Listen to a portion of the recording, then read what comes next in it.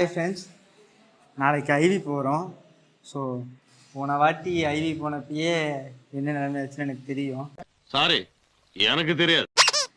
அவங்கள காலைல 10 மணிக்கு வர சொன்னாங்க ஐவிக்கு.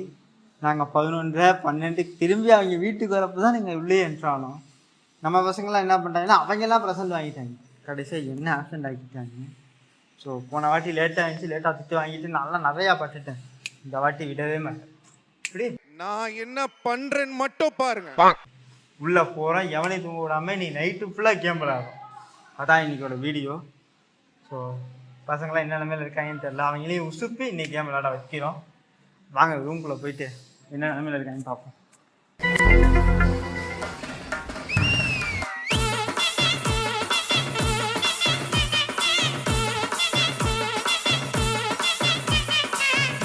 என்னடா இது என்ட்ரினா?